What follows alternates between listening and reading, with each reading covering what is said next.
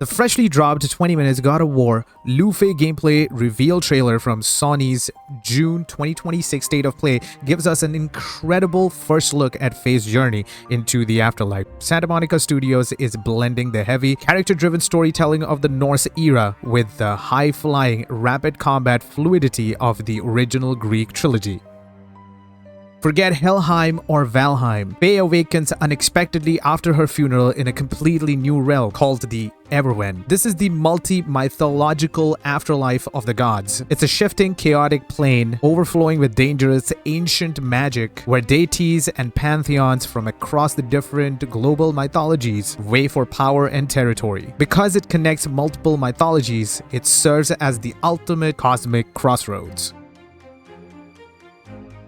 The Everywhen is packed with ruthless gods from various cultures who are fighting for dominance.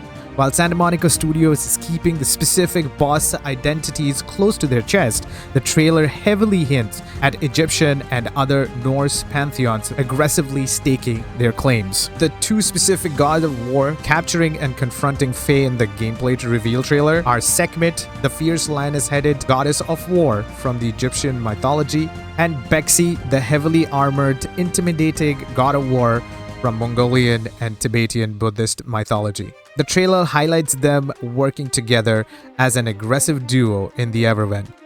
Faye is seen fighting through hordes of afterlife guards and corrupted magical entities native to the Everywhen. Because it's a multi-mythological realm, the enemy design looks like a blend of ethereal, armored soldiers and grotesque, mystical beasts tailored to the different pantheons. Faye doesn't just play like a reskinned Kratos. Her combat is entirely refined by lethal agility control and relentless momentum. Her movements is incredibly fluid.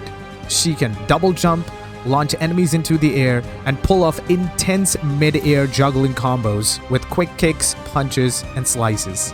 She seamlessly weaves close-quarter physical brawling with powerful ranged magic attacks, making her a highly versatile, high-tempo fighter who overwhelms enemies before they can recover.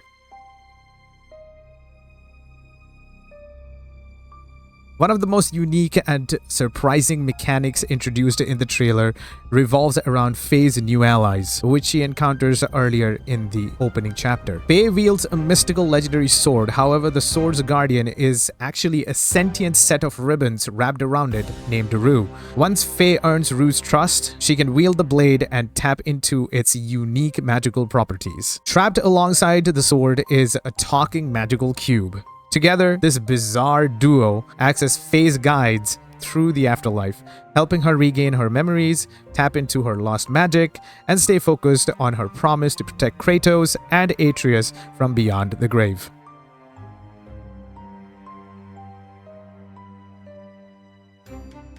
The trailer deeply plays into the mystery of the realm's fauna. The mystical creatures roaming the Everywhen aren't just native wildlife, they are tied to the leakage of the different mythological realms bleeding into one another. Because the gateway between the pantheons are currently closed and breaking, these entities represent fused and replaced magical cosmic forces. They appear to react directly to Faye's presence, signaling that her arrival in the afterlife is disrupting the fragile balance of power among the warring gods.